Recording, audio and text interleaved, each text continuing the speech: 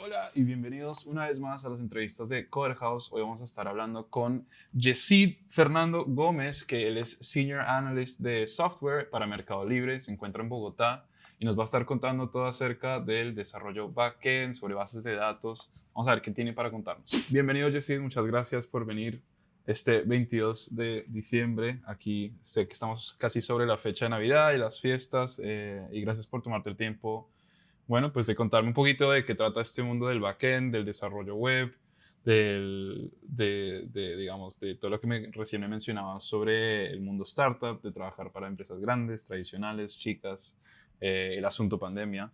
Si quieres, ¿me podrías dar un poco de contexto de en dónde te encuentras hoy? Hola Pablo, vale, muchas gracias. Sí, ha sido un camino largo en todo este tema del desarrollo, pasando por diferentes sectores. Ayuda mucho a la hora de que te vas formando porque aunque sea desarrollo, dependiendo del sector, siempre vas a tener una forma de trabajar y de ver las cosas y de ver el negocio. Actualmente estoy aquí en Bogotá, en Colombia, y trabajo como Senior Developer para Mercado Libre. Excelente. Bueno, yo recién te estaba mencionando que por ahí yo estoy más como fuera, digamos, del ámbito ya lo que es explícitamente desarrollo. Pero sí encuentro ahí algo que, como hay como una especie de rumor o un tipo de mito, digamos, de que el backend es una cosa como un monstruo indescifrable, que es más difícil que el frontend. ¿Tú cómo ves ese asunto? ¿Realmente es más difícil? ¿Por qué está este mito, digamos? No lo siento de pronto más difícil. De hecho, el ser frontend también tiene su complejidad. Lo que pasa es que todo está, pues por así decirlo, mitificado. Creo que ambos se complementan muy bien y ambos tienen sus formas, sus cualidades y sus temas también complicados a la hora de desarrollar. No creería Ok, que de pronto uno más que el otro. De pronto se mitifica el backend porque, eh, por así decirlo, es el responsable de la funcionalidad y aunque no se ve su trabajo, a la hora de que se presente algún inconveniente, todos van a caerle al backend. claro. Puede que pase por eso, pero no, siento que es muy complementario, no lo siento de pronto que sea, uy, el backend entonces es mucho más pro que el frontend, no lo sentiría así. De hecho, ahorita estuvo muy de moda, aunque no soy muy amigo del concepto del tema del full stack, que era la persona que te hacía back y front. Claro. Pero no creo que van siempre muy de la mano. No diría que es que el backend es mucho más duro y mucho más profesional o pro que el frontend o al revés. No, siento que son muy complementarios y también siento que aunque seas un backend, tienes que tener nociones de front porque a la hora que estás desarrollando tienes que pensar en que va a venir un frontend a complementar lo que estás haciendo. Entonces es bueno que tengas esas nociones como para decir, ay, si desarrollo esto de esta manera, le voy a simplificar El las... proceso. Y del otro lado me parece exactamente igual. Estoy desarrollando una plantilla o estoy montando todo un frontend de un sitio y siento que de esta manera el backend se va a poder conectar de una manera más fácil. Entonces, aunque no me gusta mucho el concepto full stack, soy sincero, soy más de que deberían estar esas dos líneas divididas. Sí me parece que de los dos lados debe haber conocimiento de la otra parte. Claro. Va a ayudar a que cuando estén desarrollando estén como muy conectados y le simplifiquen el trabajo al otro, no solo pensar en que yo soy frontend y voy a hacer esto de esta manera, independiente si al backend le queda bien o no, porque solo me interesa el frontend o al revés. Ok. Y ahora ya de curiosidad mía personal, digamos, eh, ¿eres más de elegir un partido o el otro? Porque de pronto ser esto de full stack puede ser como un poquito de todo, puede ser como esa cosa que a veces no nos confiamos de, bueno, tengo un poquito de esto y un poquito de esto otro, pero también sé esto. Digamos, ¿qué para ti es lo que te agrada más de la idea, digamos, de ser explícitamente backend o explícitamente frontend? No, me gusta más, pues a modo personal, el backend es donde más he estado. Sí. Me gusta más los equipos que tienen segmentado esa forma de trabajar. porque pues aunque yo también he sido full stack, sé que hay ciertas complicaciones de que cuando estás trabajando el backend tienes que salirte al frontend, después regresar al backend y al frontend. Ese cambio de switch a veces se hace que sea más complejo el tema de desarrollar y de, para mí en mi caso personal, de producir. Sí, Me parece mucho más sencillo cuando hay personas enfocadas al backend, enfocadas al frontend. Me parece que rinde mucho más el tema del trabajo y del tiempo. No estoy tampoco de que, ay, si eres un full stack X o Y, o si eres un frontend o un backend, no tengo inconveniente para nada. es, Antes admiro mucho esos full stack porque sé que es complejo estar haciendo backend, después estar haciendo frontend en el mismo proyecto o en varios, porque a veces te pasa como full stack. Estás haciendo backend de uno, te pasan otro proyecto, pero necesitas hacer frontend, después te vuelves al proyecto en el que estabas y ahora tienes que hacer el frontend y después pasa al backend. Entonces, por eso siento que es mucho mejor que estés solo. creo que ya, creo que ya entendí esa ida y vuelta. Yo lo asocio a veces como a una ensambladora de carros, que es como si él mismo llegara y venga y ponga las puertas, pinte y ahora vaya y montele el motor. Como en esas fábricas siempre hay como una línea de trabajo donde aquí están los que van haciendo la latonería de pintura, allá están los que están haciendo motorización, allá están los que están en ensamble y siento que obviamente rinde mucho más y en el desarrollo aplica muy parecido. Tal cual, tal cual. Es una cuestión, digamos, de eficiencia entonces, en este caso. Bien, bien, entiendo. Y cuéntame, o sea, del desarrollo backend trabaja con distintos frameworks, distintos marcos, ¿no? Acá tengo anotado uno que se llama MERN. ¿Qué me puedes decir de MERN? El framework este. ¿Tienes alguna opinión al respecto? O sea, primero que nada, esto de los marcos con los que se trabaja, digamos, en el backend, son 4 lenguajes, tengo entendido, ¿verdad? No, de hecho, No. Modern es, por así decirlo, yo lo tengo es como una forma de trabajo que de hecho está enfocada hacia Node, que combina varios lenguajes, Mongo, React, Node.js y el otro se me escapa, creo que es Express, no me acuerdo la E exactamente de que sea. De las siglas, sí. Es lo mismo pero con Angular en vez de React, Claro, es eso, tienen varios marcos, ¿no? pero básicamente son formas de trabajo, pero todo esto va enfocado a un lenguaje que es básicamente el Node. Ok, Pero digamos que a nivel de backend te vas a encontrar infinidad de lenguajes. Y dependiendo del lenguaje que escojas, te vas a encontrar frameworks y formas de trabajo.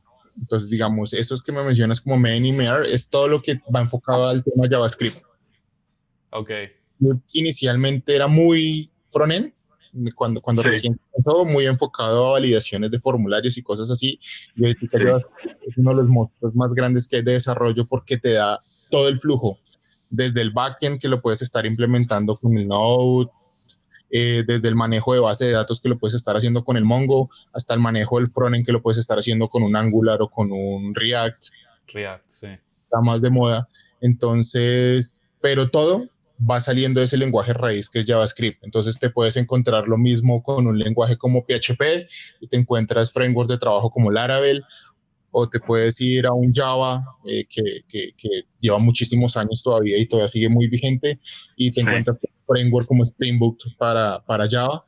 Entonces, digamos que ahorita se ha enfocado mucho y se ve mucho en las áreas de desarrollo que los mismos empresas se han dejado de preocupar por qué lenguaje maneja el desarrollador, sí, sino que se han enfocado más en su lógica de trabajo y en cómo se pueden llegar a adoptar y adaptar a diferentes lenguajes. Entonces, por ejemplo, caso personal mío me ha pasado mucho últimamente que este año he empezado a trabajar en lenguajes que no había trabajado en algunos años, sí, pero cuando hice mis pruebas técnicas y demás fueron enfocadas a cómo es tu lógica y de qué manera te podrías adaptar a un lenguaje nuevo que no conoces. Pero el hecho ah, claro, de pensar y de cómo vas a plantear soluciones a ciertos problemas, ya te dicen si, venga, esta persona pues no conoce el lenguaje, pero yo se lo puedo enseñar y la curva de aprendizaje según la forma en la que él trabaja puede ser mucho más corta o larga. claro, De hecho, tengo una frase de un jefe que tuve este año que me Sí. dejó marcado y me pareció muy buena era como, yo a usted le puedo enseñar el lenguaje, pero no le puedo enseñar a pensar. Claro, Entonces, eso Tal es cual. fundamental. tal cual, tal cual. Y digamos que si tuvieses que hacer como un pequeño diagnóstico de qué habilidades, digamos, requeriría una persona que quiere ser desarrollador backend, ¿qué le sugerirías a una persona que dice como, bueno, necesito esto, esto y esto? Estas tres tienen que ser claves. Ahora que mencionabas esto de cómo aprender a pensar, digamos. Yo creería que el tema de lógica es fundamental. Hay que tener Ok, una muy buena lógica y desarrollarla, buscar desarrollar el tema de la lógica matemática y dar solución a problemas. Ahorita, de hecho, en línea te encuentras una cantidad de, por así decirlo, juegos sí, que te ayudan a desarrollar todo este tema lógico. Ese es para mí el fundamental. Dos, sí sería bueno siempre empezar con algún lenguaje independiente del que uno quiera.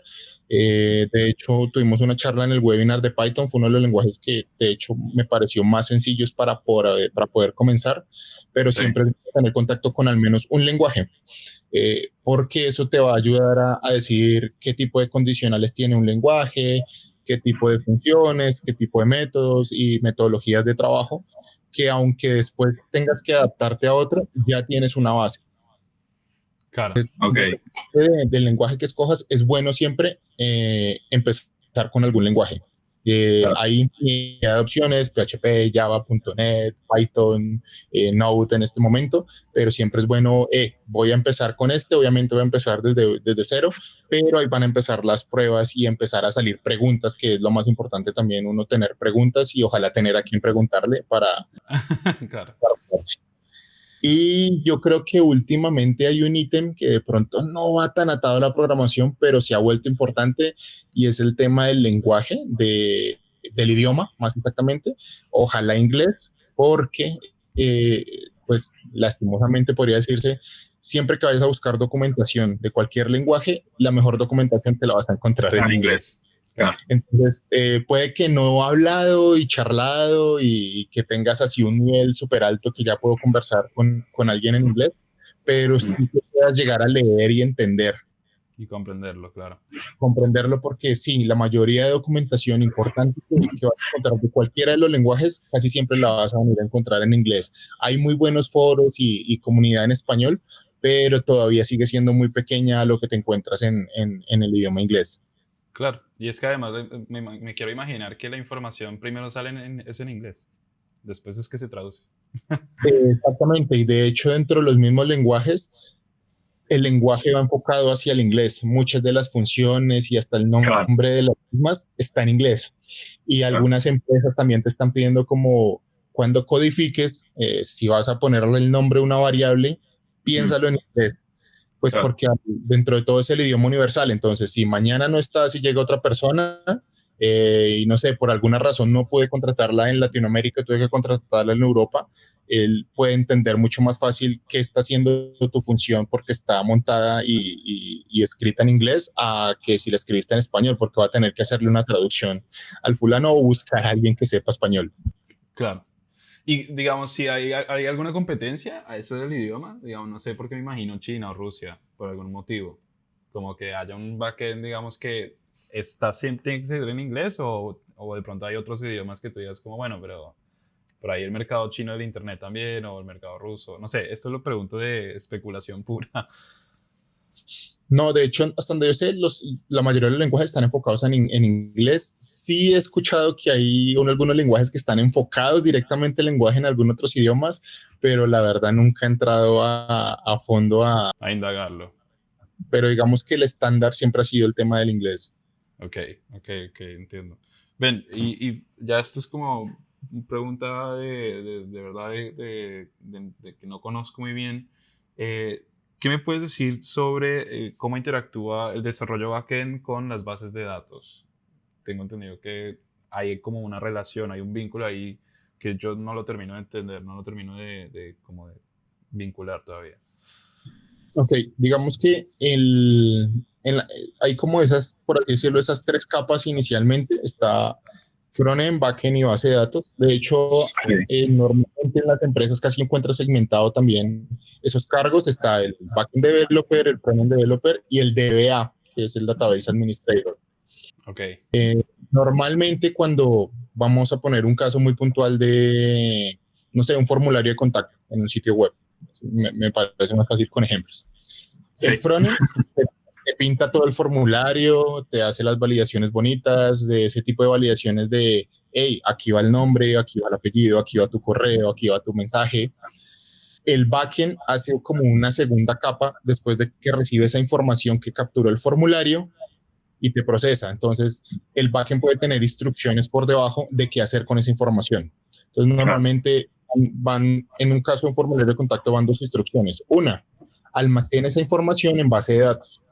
Entonces, ¿qué tiene que tener de importante el tema del backend ahí? Es uno, revise que la información que llegó no tenga algún tipo de, por ejemplo, de injection SQL o algún tipo de hack que pueda alterar la base de datos. Porque el formulario de interacciones, si no hay unas validaciones muy fuertes, pueden llegar a afectar la base de datos desde un formulario de contacto. O sea, es tan sensible que si no hay cosas de seguridad muy bien implantadas, puede llegar a afectar a la base de datos. Dos, después de que revise la data que viene bien y que es lo que necesita, ahí sí procésela y envíela a la base de datos para que sea almacenada allá. Y tercero, pues una instrucción de sencillamente dispare un correo electrónico notificando al administrador de la página que tiene un nuevo correo de contacto con la siguiente información. Entonces, digamos que el uno hace como la presentación inicial que da al usuario, el backend hace esta validación ya interna de que la data que venga sea la que estoy esperando y sea la adecuada, y se encarga ya de convertirla, procesarla y enviarla a la base de datos para que la almacene, ya que pues la base de datos no tiene todo ese tema de validaciones que uno a veces requiere, y sobre todo ahora que hay diferentes tipos de bases de datos. Ahorita está muy de moda unas bases de datos que se llaman no relacionales, que de hecho Mongo, que es muy fuerte con Node, es ese tipo de base de datos. Amazon tiene su propio sistema de base de datos, Google también de ese tipo de bases de datos no relacionales, que responden mucho más rápido, pero obligan a que el backend sea el encargado de implementar toda la lógica que necesita esa base de datos para funcionar. Básicamente ellos allá le dicen a uno como, aquí tengo una cajita que va a ser su tabla en la base de datos y usted va a meter todo ahí, pero a él no le interesa cómo metió todo usted en esa cajita, cómo lo organizó. Claro. El backend es el que se va a encargar de decir, bueno, en esta cajita voy a organizar las cosas que voy a meter de esta manera. Entonces, primero A, después B, después C. Si yo después llego y sencillamente quise hacerlo y ahora la cajita voy a guardar la información C, B, A él no le importa. Él sencillamente, él tiene el cajón para almacenamiento y te dice como, bueno, está bien, yo se lo recibo. Ya después el problema es suyo cuando necesite consultar la información y va a encontrar que hay unos con ABC, otros CBA, otros DB. Entonces, ahorita el backend se ha vuelto más importante todavía a la hora de modelar esas bases de datos para traer la información. Ok, entiendo. Y esto de los modelos no relacionales, me dijiste, ¿verdad? Los modelos no relacionales acá voy a dar un salto, ¿no? Se podría decir que esos modelos no relacionales se acomodan más a, por ahí, empresas que están comenzando o que están siendo como más flexibles en lo que sería recopilación de datos en general. Porque según tengo entendido que las relacionales son mucho más estructuradas, digamos, están mucho más hay una normativa un poco más fija, ¿no? Para que no nos suceda esto del desorden del CBA, el ABC, el BCA. No, de hecho, pues voy a contarte un poco cuáles son. Entonces, hay relacionales que son las tradicionales que conocemos de toda la vida, el SQL, el MySQL, el Oracle y demás. En esas bases de datos, yo desde el comienzo estructuro una tabla, a esa tabla le asigno unos campos y a esos campos les asigno un tipo de dato que va a ir en cada campo, básicamente desde el comienzo. Y puedo, valga la redundancia, por ser tablas relacionales, hacer una relación de tabla a tabla. Entonces, por ejemplo, tengo una tabla de tipos de documento, tengo una tabla de usuarios, y cada vez que yo registro un usuario, tengo una relación para saber ese usuario qué tipo de documento tiene, si él tiene una cédula, tiene un pasaporte o lo que tenga asociado. Y hay una relación por debajo.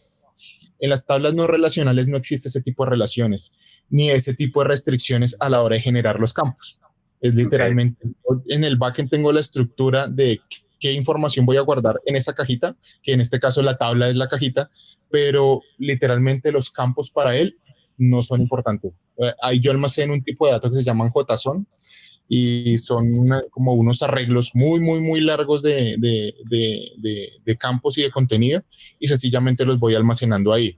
La lógica para yo relacionarlos y consultarlos la lanzo en el backend.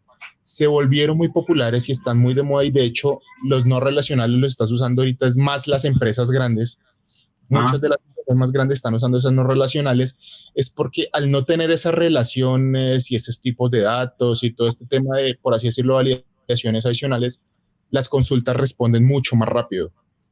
Porque claro, el hecho de que yo tenga una tabla con cierta estructura, ellos ya están haciendo una validación interna, aunque sea pequeña, pero están haciendo una validación interna de este no es el tipo de dato que necesito, este no es el campo que le pedí, X, Y o Z. Si yo coloco tal esa cual. lógica en backend, la respuesta va a ser mucho más rápida porque sencillamente yo le estoy diciendo, vaya a la caja y saque esto.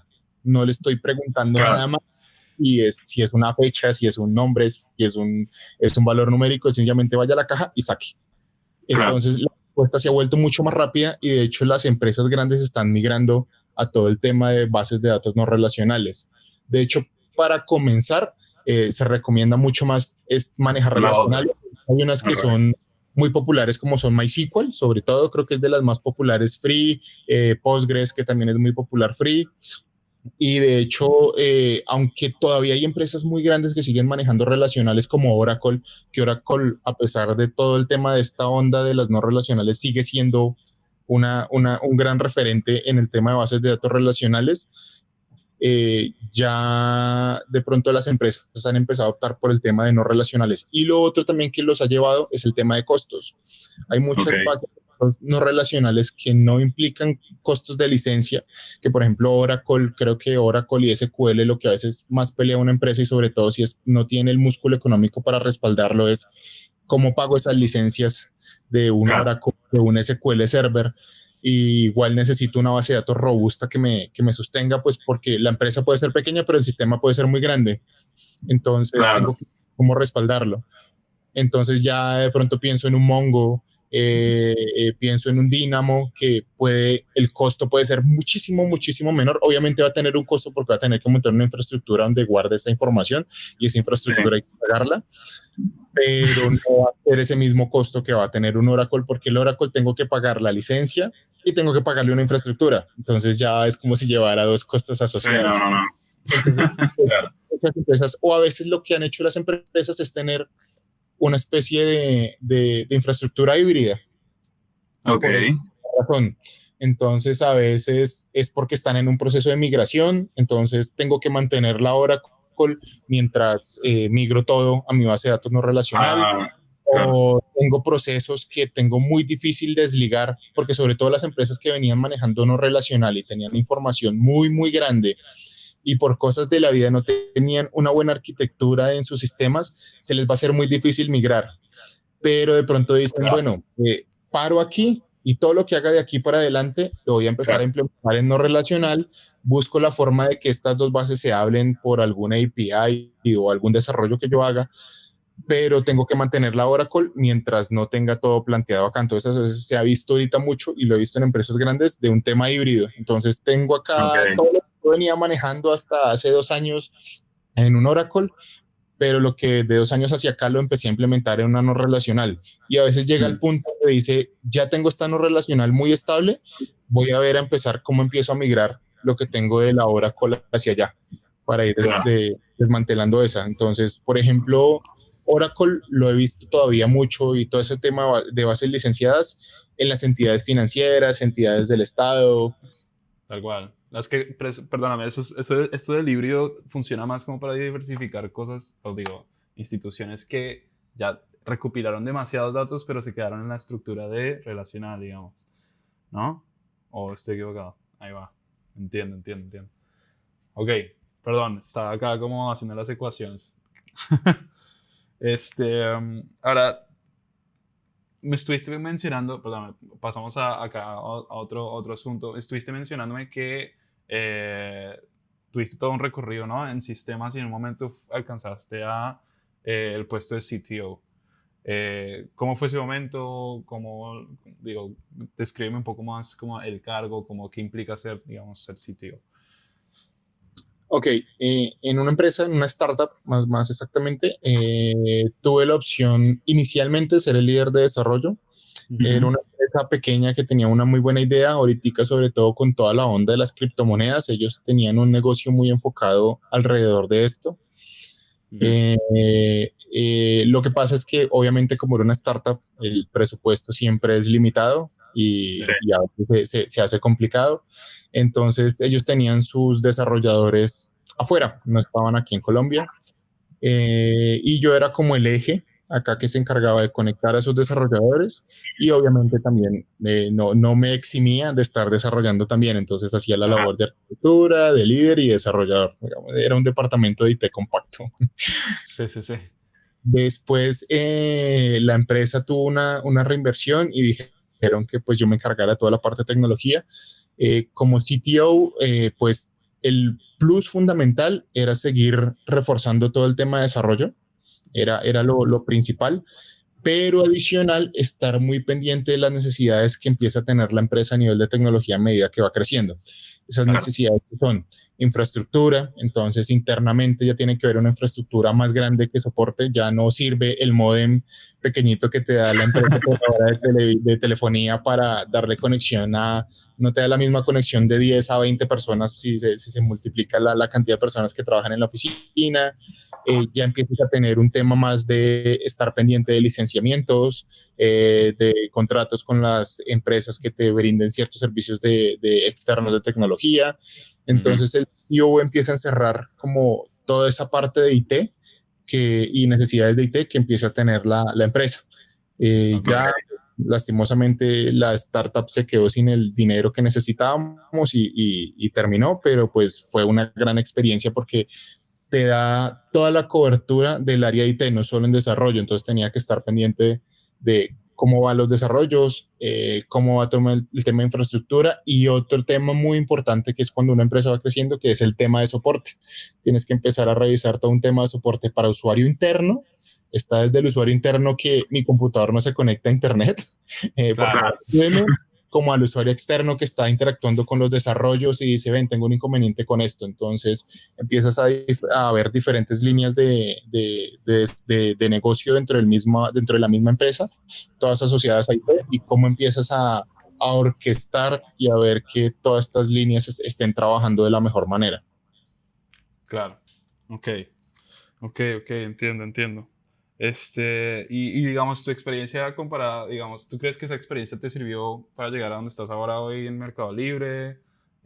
¿O tuviste alguna experiencia que tú digas como esta cosa, este momento de mi vida, la verdad que sí me marcó y me mandó para allá? Yo creo que una de las cosas que me permitió crecer mucho fue una interacción que tuve, pues un trabajo que tuve de muchos años con una empresa llamada Sancho Veo, que es una agencia de publicidad aquí muy importante en Colombia, porque al ser una agencia de publicidad le llegan muchas solicitudes de diferentes sectores, no está enfocado a un solo sector. Entonces viene la necesidad de una constructora, puede venir la necesidad de una empresa de productos que sencillamente necesita vender más. Dentro de ese tema de productos puedes tener diferentes categorías como alimentos, ropa, carros, etcétera. Claro. Y obviamente todos llegan con una necesidad tecnológica diferente, entonces es muy diferente la página web que te pueda pedir o la aplicación que te pueda pedir una constructora porque quiere vender más o estar más cerca a sus usuarios, a la aplicación que te pueda pedir una empresa que vende bebidas, que sencillamente quiere una aplicación para una campaña que va a hacer y necesita que en la campaña le aparezca cierto artista y haga sorteos y te envíe push notification y mensajes. Entonces, esa primera experiencia me sirvió un montón porque me abrió la mente sobre todo y el pensamiento a diferentes tipos de negocios que todos llegaban a un nicho de IT. Entonces decía, antes uno sentía que solo el IT o la tecnología era para cierto tipo de empresas que por así decirlo eran muy tecnológicas. Entonces si tú querías hacer tecnología solo podías estar en Google, en Microsoft, en IBM, y resulta que todas las empresas llegan en este punto a tener una necesidad de tecnología, y entonces Claro. era muy importante cómo lo abordabas y cómo entendías el problema de negocio. Entonces era, no sé, llegaba la constructora y te decía, necesito vender más casas. Sí. Y cómo lo puede abordar desde el área de IT. Entonces ya decías, bueno, podemos plantear una página con ciertas y ciertas características. Ahí entraba un rol muy importante que conocí en el tema de agencia, como es el UX UI, el del User Experience y el User Illustrator, de cómo pueden trabajar mancomunadamente con un equipo de desarrollo y decir, ven, la cosa debe ir por acá. Si lo que queremos, el objetivo es que vendamos esta casa en específico, tenemos que buscar que la página vaya de esta manera, con este flujo de usuario. Ya después podemos acompañarlo de una aplicación que acompaña al usuario desde que hace su primer contacto con la constructora, y vas formando toda esa línea de negocio, y por detrás además va todo el tema publicitario de todos estos publicistas y Claro. toda la gente creativa, que ya te va dando otra retrospectiva de, mira, si lo pones con este color azul, se vende mucho mejor que si te lo pones con este verde. Que a veces uno desarrollador, sobre todo, siente como, pero pues a mí no me interesa mucho qué color es el fondo, pero ellos tienen muy claro, y resulta que cuando vas a ver lo efectivo, sí es así. Hay una teoría de que si le coloco esta música puede que reaccione de esta manera, si le coloco este color va a reaccionar de esta otra, si el botón va aquí arriba y no aquí abajo va a reaccionar de otra manera, y todo eso te va enriqueciendo a la hora de plantear soluciones de tecnología. Ya después, hacia este año, tuve una experiencia muy enriquecedora trabajando con Python, y creo que eso terminó de pulirme en cómo empezar a adoptar lenguajes, que eso ha sido lo más importante a la hora de, por ejemplo, ingresar a Mercado Libre y estar ahorita en lo que estoy desempeñando, es cómo puede uno adaptarse muy rápidamente a un lenguaje. Entonces ahí fue una de las frases la que me marcó, que te conté de mi jefe, que era como, yo puedo enseñarte a cualquier lenguaje, pero no puedo enseñarte a pensar. Son esas frases que te calan en la cabeza y te quedan ahí, y cada vez que me encuentro un lenguaje nuevo la aplico. Entonces, como, y me pasó en Mercado Libre. En Mercado Libre he tocado 3 lenguajes nuevos que en mi vida había conocido, no los había tocado, pues algunos los conocía de nombre, pero no los había desarrollado. No he trabajado en lo que venía trabajando en los lenguajes que conocía, no los he tocado acá en Mercado Libre, no los he conocido, pero cómo adaptando esa frase y la lógica, entonces decía, una condición es igual en todos los lenguajes. De pronto aquí me cambia algo en la sintaxis. Necesito hacer un ciclo porque necesito recorrer alguna lista, X o Y. Pues yo la hacía así en el lenguaje, entonces acá resulta que la hacen de esta manera. Y es ir adoptando todas estas cosas de cómo manejándolo, y yo creo que eso es lo que me ha permitido, por ejemplo, ahorita adaptarme bien a Mercado Libre y estar muy contento, es porque empecé a entender que la lógica sí es más importante a veces que el mismo lenguaje, y el lenguaje lo vas a ir adoptando a medida que vayas practicando. Practicando se te va haciendo más sencillo. Entonces, muy probablemente siempre hay una curva de aprendizaje, y la primera semana que coges el lenguaje o el proyecto, lo primero que uno empieza a hacer es revise todo ese código, apóyese con Don Google, que Google sabe todo. Entonces, cuando tengas dudas, obviamente también es muy importante, y ojalá lo tenga mucho en las empresas, y es que tengas un buen acompañamiento, porque aunque a veces entiendas el lenguaje, siempre es bueno tener un acompañamiento de la parte de negocio.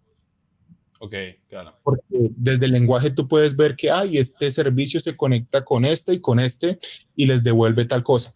Listo, del lenguaje lo entendiste, pero desde el negocio necesitas saber, claro, por qué le hace solicitudes a ese servicio, por qué le devuelve esto y no le devuelve esto.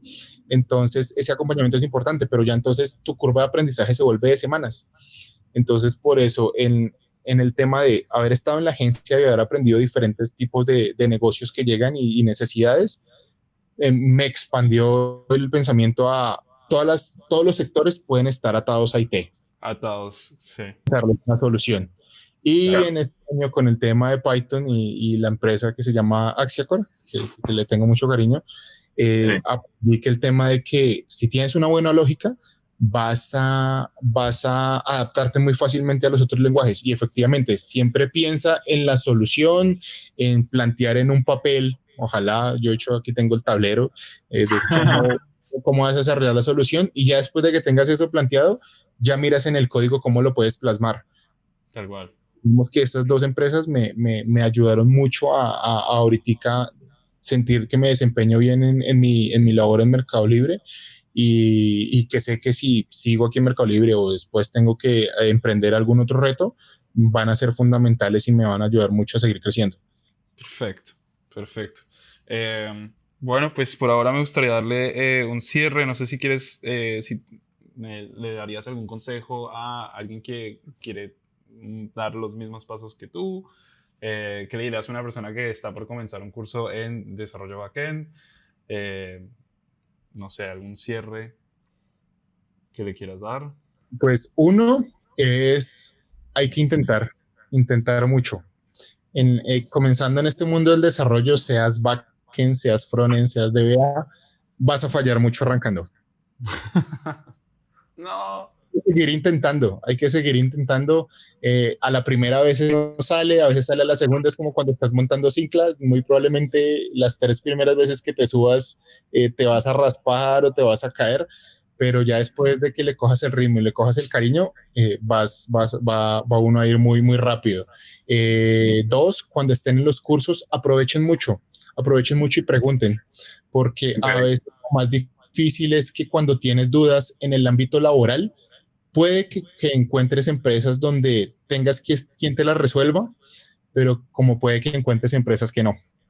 Tal cual. En la etapa educativa, lo más chévere de eso es que puedes equivocarte y siempre va a haber alguien ahí arriba que te va a decir, venga, es por este lado, no te Es preocupes, por acá.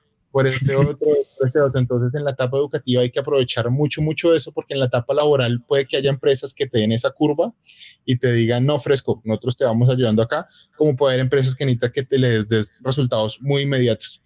Hmm. Y entonces eso puede que ya le genere frustración a uno porque, ay, Dios mío, ¿por qué no podía hacerlo? Pero es que de pronto esto no lo vi o no lo sentí o no sabía que era por ese lado. Entonces, en la etapa educativa, uno es paciencia, dos, preguntar mucho y tercero, intentarlo las veces que sea. Si, a veces lo que a mí me sirvió mucho cuando yo empecé a estudiar esto es ponerme proyectos personales. Tan así que yo he hecho el primer sistema que hice web fue, mi mamá tenía un pequeño taller de costura y yo dije, quiero hacerle como proyecto propio, dije, voy a hacerle un sistema donde ella pueda tener como un control de lo que está haciendo, de los pedidos que le llegan y de lo que saca. Muy bueno. Para mí fue como un proyecto personal y dije, aquí puedo probar.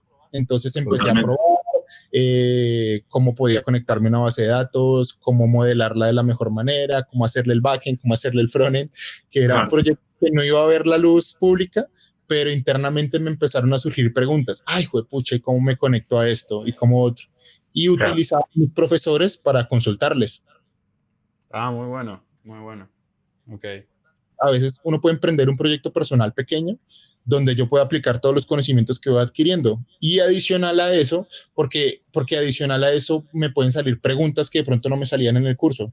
A veces los Tal cual. cursos son estructurados de una manera que te llevan por un camino, pero de Mm. pronto yo en mi proyecto personal puedo tener dudas adicionales que ese mismo profesor me puede ayudar a resolver y eso es conocimiento extra que voy a empezar a adquirir. Totalmente. Totalmente. Bueno, pues muchísimas gracias, Yesid. Quedó muy, muy informado acerca de todo lo que sería el desarrollo, el backend. Estuvimos hablando un poco de todo, desde Oracle hasta modelos relacionales, no relacionales, base de datos. Eh, y bueno, pues nada, muchas gracias por tomarte el tiempo y pues espero verte en los cursos de Coder House, o en el webinar que estuviste presentando sobre Python. Vale, claro que sí, Pablo. Muchísimas gracias y a ti y a Coder House por la invitación. Y nada, ahí estamos charlando y cualquier cosa, pues igual en el webinar está mi contacto. De hecho, he tenido ya estudiantes de Coder House que me han hecho consultas y pues he buscado ayudarlos a todos. Ah, bueno, pues muchísimas gracias, Jessis, muchísimas gracias. Bueno, nada, eso sería todo. Te mando un saludo y nos vemos a la próxima.